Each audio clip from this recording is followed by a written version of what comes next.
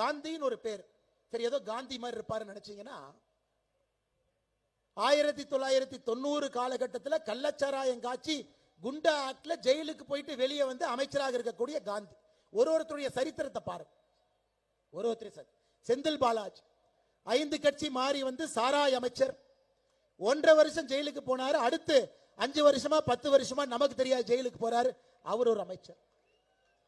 அறநிலைத்துறையினுடைய அமைச்சர் சேகர் பாபு சென்னையில rowdy sheeter. சென்னையில ரவுடி ஷீட்டர், ரவுடி சரித்திர பதிவேட்டில் பெயர் இருந்த ஒருவர் அறநிலைத்துறையினுடைய அமைச்சர். யோசிச்சு பாரு, நாடு விளங்குமா? அமைச்சர் ரகுபதி பக்கத்து மாவட்டம், அவர் மேலேயே வருமானத்துக்கு அதிகமாக சொத்து சேர்த்தாருன்னு கேஸ் நடந்துகிட்டு இருக்கு.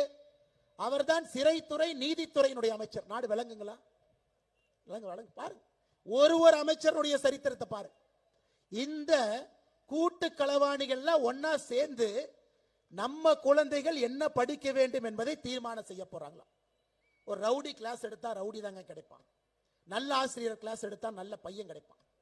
அதனால் இந்த கூட்டு களவாணிகள், சிறைக்கு சென்றவர்கள், மக்கள் பணத்தை கொள்ளையடித்தவர்கள், ரவுடிகளாக இருந்தவர், கள்ளச்சாராயம் காய்ச்சினவங்க, இவங்கெல்லாம் சேர்ந்து தமிழ்நாட்டினுடைய கல்விக் கொள்கை எப்படி இருக்க வேண்டும் என்பதை பற்றி பேசிக் கொண்டிருக்கின்றார்கள். நீங்க அதை ஏத்துக்குவீங்களா? அன்பு சொந்தங்களே, நீங்க அதை ஏத்துக்குவீங்களா? கர்ம வீரர் காமராஜர் ஐயா கல்விக் கொள்கையை பத்தி சொன்னா ஏத்துக்கலாம். புரட்சி தலைவர் டாக்டர் எம்ஜிஆர் ஐயா சொன்னா ஏத்துக்கலாம். தன்மை இருக்கிறது.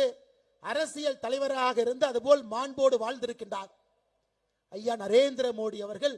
ஒரு கல்விக் கொள்கை எப்படி இருக்க வேண்டும் என்று சொன்னாலும் நாம் ஏத்துக்க போறோம். ஆனா இந்த கூட்டு களவாணிகள்லாம் சேர்ந்து தமிழகத்தினுடைய கல்விக் கொள்கை எப்படி இருக்க வேண்டும் என்று சொல்லிக் கொண்டிருக்கின்றார்கள். அதை எப்படி நாம் ஏத்துக்க போறோம்? நீங்களே யோசிச்சு பாருங்க. அதனால்தான் அன்பு சொந்தங்களே, பாரதிய ஜனதா கட்சி இதை ஒரு புரட்சியாக நாம் மாற்றிக் கொண்டிருக்கின்றோம்.